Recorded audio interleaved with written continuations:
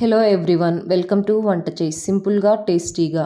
ఈరోజు మన recipe Rayalaseema special ఎండబెట్టిన మటన్. మా కడప స్టైల్లో చెప్పాలంటే వట్టిసీలు అంటామండి. ఒకసారి వంట చేయి స్టైల్లో చేసి చూడండి. మటన్ అంటే నచ్చని వాళ్ళు కూడా తప్పకుండా తింటారు. కావాల్సినటువంటి ఇంగ్రీడియంట్స్: వట్టిసీలు, 4 medium size onions, 1 tablespoon కారం, 1 టేబుల్ స్పూన్ ధనియా పౌడర్, తగినంత పసుపు, తగినంత ఉప్పు, 1 టేబుల్ స్పూన్ కొబ్బరి పొడి. ఇప్పుడు ముందుగా నేను చూపిస్తున్న విధంగా వట్టిసీలను తీసుకొని దంచుకోవాలండి. దంచుకున్న తర్వాత ఇలా వస్తాయి.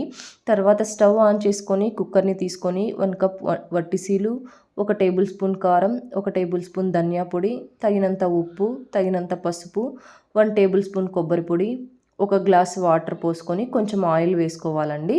తర్వాత కుక్కర్కి క్యాప్ క్లోజ్ చేసేసి 6 to 7 విజిల్స్ వచ్చేంత వరకు పెట్టుకోవాలండి. నేను చూపిస్తున్న విధంగా దంచి తీసుకోవాలంటే వీటిలో ఎముకలు ఉండకూడదండి. మేము ఎముకలు సపరేటు, మెత్తని ముక్కలు సపరేట్గా ఎండబెట్టుకుంటామండి.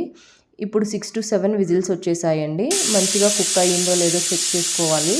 ఉప్పు కారం సరిపోయిందో లేదో చూసుకొని మనం ముందుగా కట్ చేసి పెట్టుకున్న ఆనియన్స్ వేసుకొని ఒక 2 విజిల్స్ వచ్చేంత వరకు పెట్టుకోవాలండి. ఆనియన్స్ కూడా మంచిగా ఫ్రై అయ్యాయి.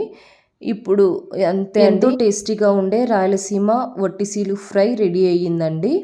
దీన్ని పూరి, చపాతీ, రైస్ ఎందులోకైనా సర్వ్ చేసుకోవచ్చు అండి. పప్పు కాంబినేషన్ కూడా బాగుంటుందండి. ఇంతవరకు మీరు యూట్యూబ్లో వట్టిసీలతో పులుసు చేయడం మాత్రమే చూసింటారు. ఒక్కసారి ఈ స్టైల్లో వట్టిసీలు ఫ్రై చేసి చూడండి, తప్పకుండా నచ్చుతుంది మీకు.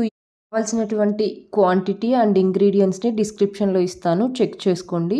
మీకు ఈ వీడియో నచ్చినట్లయితే లైక్ చేసి వంట చేయి ఛానల్ని సబ్స్క్రైబ్ చేసుకోండి.